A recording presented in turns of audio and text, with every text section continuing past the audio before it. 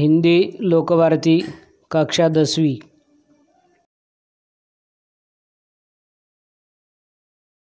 पद्य पाठ क्रमांक 8 गजल। कवि का नाम है मानिक वर्मा। कवि परिचय। जन्म 1938, उज्जैन मध्य प्रदेश। परिचय। हास्य व्यंग्य के सशक्त हस्ताक्षर मानिक वर्मा जी वाचिक परंपरा में प्रमुख स्थान रखते हैं। आपके व्यंग्य बड़े ही धारदार होते हैं। आपकी गज़लें बहुत ही प्रेरणादायी होती है। प्रमुख कृतियाँ: गज़ल मेरी इबादत है, आखिरी पत्ता गज़ल संग्रह, आदमी और बिजली का खंभा, महाभारत अभी जारी है, मुल्क के मालिकों जवाब दो आदि। पद्य संबंधी। प्रस्तुत गज़ल के अधिकांश शेरों में वर्मा जी ने हम सबको जीवन में निरंतर अच्छे कर्म करते हुए आगे बढ़ने के लिए प्रेरित किया है। गज़लकार ने संदेश देते हुए कहा है कि अपने रूप रंग से सुंदर दिखने के बजाय अपने कर्मों से सुंदर दिखना आवश्यक है।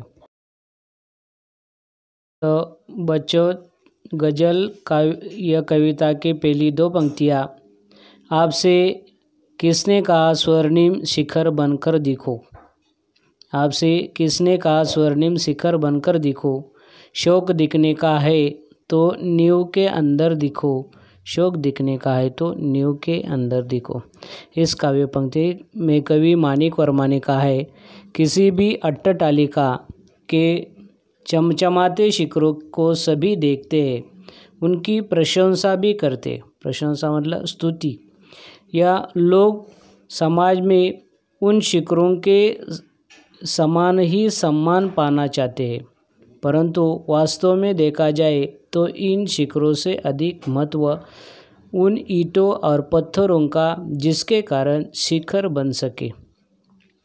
यदि नींव की ईंटों ने गुमनामी के अंधेरे में रहना स्वीकार न किया होता तो इन शिखरों का अस्तित्व ही न होता।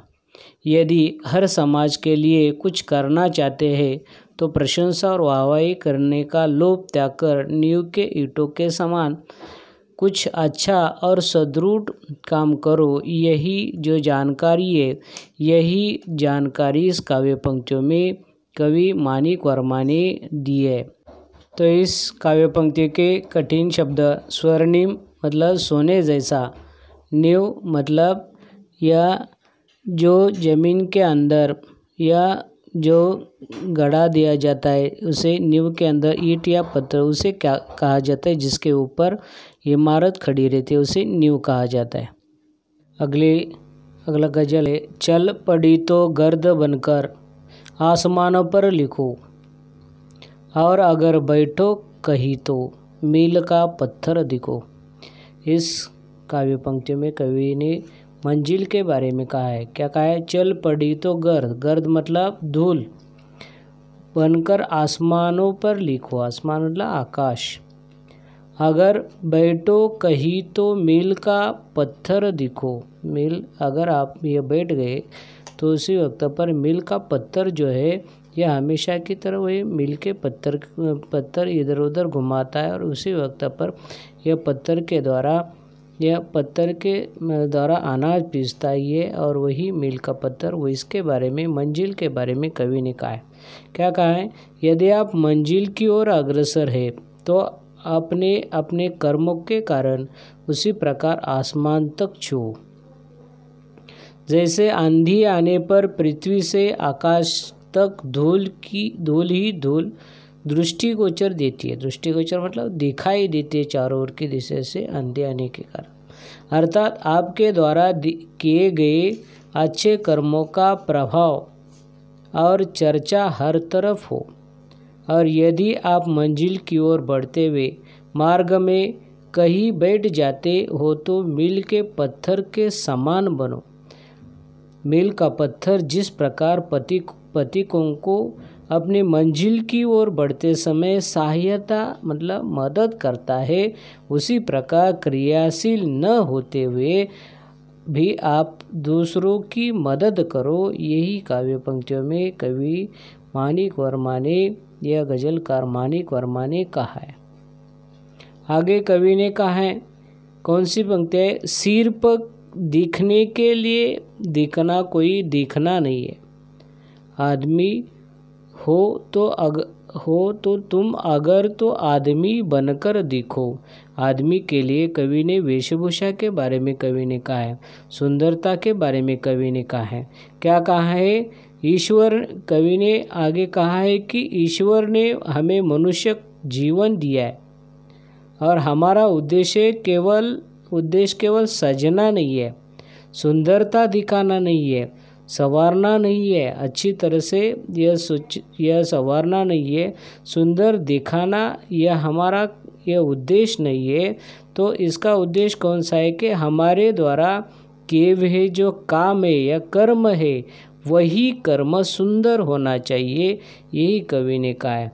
इतना ही नहीं, कवि ने कहा है कि ईश्वर द्वारा प्रदत्त इस श्रेष्ठ मानव जीवन में हमें मानवीय गुणों का हमें क्या करना है? अपनाना चाहिए। या हमारा कोई भी ऐसा काम न हो जो मानवता के दायरे से बाहर, मानवता के नियमों से बाहर नहीं होना चाहिए। हमारे समाज में सभी के प्रति व्यवहार ऐसा हो कि संसार में हमें अच्छे मनुष्य के रूप में हमें जानना जरूरी है। यह तीसरे काव्य पंक्ति में तीसरे काव्य पंक्ति में कवि ने कहा है।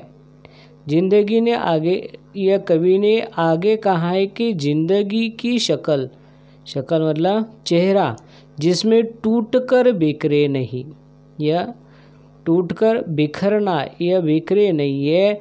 पत्थरों के शहर में वो आईना बनकर दिखो। कवि ने इसी वक्त पर जिंदगी के बारे में कहा है, यह जीवन के बारे में कहा है। और जीवन के बारे में कवि ने कहते हुए यह भी कहा है कि हमें यह ऐसे बनना चाहिए कि प्रतिकूल परिस्थिति, अगर ज़िंदगी में कितनी भयानक स्थिति आ जाए तो कितना ही कठिन समय आ जाए तो वही कठिन समय से हमें अलग नहीं होना चाहिए, विचलित नहीं होना चाहिए। और बिना टूटे बिखरे हुए परिस्थिति को हमें क्या करना है? डटकर सामना करना चाहिए। इसके खिलाफ ये लड़ते हुए हमें क्या करना है? यह प्रतिकार करना चाहिए। और यह प्रतिकार करते समय आपके सामने जो लक्ष्य है, आपके सामने होने वाला जो लक्ष्य हमें क्या करना है? यह प्राप्त करना चाहिए। यही जानकारी यह चौथे चरण में या चौथे पंक्तियों में यह कवि यह माणिक वर्मा ने दी है। कवि ने आगे कहा है, क्या कहा है? आपको महसूस होगी तब हर एक दिल की जलन, हर एक मतलब हर एक दिल की जलन, जब किसी धागे सा जलकर मोम के भीतर दिखो। कवि ने महसूस मतलब प्रकट करना। कवि ने कहा है कि प्रत्येक मानव से सहानुभूति, हमें मानव ने सहानुभूति रखनी चाहिए। कवि का कहना है तभी संभव हो सकेगा। क्या होगा?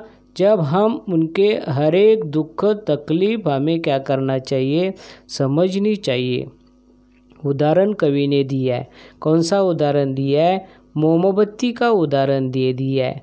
मोमबत्ती का जो धागा है, यह मोमबत्ती का धागा यह जो हमेशा की तरह यह क्या करता है? जलता हुआ दिखाई देता है। उसी प्रकार यह दीन लोग हैं, जो दुखी लोग हैं, जो पीड़ित लोग हैं, ऐसे लोगों का दुख दूर करने के लिए हमेशा की तरह हमें प्रयास करना जरूरी है। यही जानकारी कवि ने इस काव्य पंक्तियों में यह देते हुए कवि ने कहा है कि अपना जो है और यही कार्य करते समय अपना मानवता जो धर्म है, यह मानवता धर्म निभाने की जरूर ये है। यही जानकारी कवि ने आगे कहा है। कवि ने आगे कहा है, क्या कहा है? एक जुगनू ने कहा मैं भी तुम्हारे साथ हूँ, वक्त की इस धुंध में तुम रोशनी बनकर दिखो। कवि ने कहा है उसी वक्त पर रात घोर काली भयानक अंधेरा है, और अंधेरे के समय में उसी वक्त पर ये जुगनू का उदाहरण देते हुए कवि माणिक वर्मा ने कहा है कि उसी वक्त पर जब वक्त आ जाता है, वक्त हमारा साथ नहीं दे रहा है, हमेशा की तरह कठिन समस्या आ जाती है, हमेशा की तरह सफलता नहीं आ जाती, मतलब असफलता आ जाती है, और हमेशा की तरह निराशा रूपी अंधकार वह आ जाता है, और वही अंधकार का जो साम्राज्य ही हमें दिखाई दे रहा है। ऐसे समय में छोटी सी आशा का किरण भी बहुत बड़ा सहारा बन सकते हैं। ठीक उसी प्रकार जैसे घने अंधकार में चमकता हुआ जुगनू मतलब रात कीड़ा तुम्हें यह निराशा जो है, जो निराश हताश लोगों के मन में क्या आ जाता है, आशा का किरण दिखाई देता है। अंधेर रात में वो जुगनू का प्रकाश भी उसी वक्त पर उसे यह आशा दिखाई देता है। उसी प्रकार ये जिंदगी में भयानकता आ जाए, कठिन समस्या आ जाए, तो उसी वक्त पर यह डटकर हमें प्रतिकार करना चाहिए, डटकर हमें सामना करना चाहिए। इस काव्य पंक्तियों में गजलकार ने वही जानकारी दी है। इस काव्य पंक्ति में कवि ने कहा है, उसी समय पर कवि ने ये आगे कहा है, क्या कहा है, एक मर्यादा बनी है हम सभी के वास्ते। गर मतलब अगर तुम्हें बनना है तो मोती सिप के अंदर दिखो। मोती जो है मूल्यवान चीज़ रहती है, सोने गहने से भी ज़्यादा जो मोती है यह मूल्यवान, उनकी कीमत यह बहुत होती है।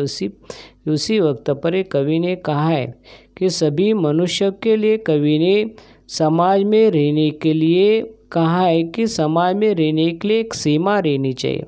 यह सीमाएं मतलब मर्यादा होती है, और सभी के सभी यह समाज में रहने वाली सीमाएं, यह मर्यादा जो होती है, नियम जो होते हैं, वही नियमों का पालन करते समय यह जीवन जीना चाहिए।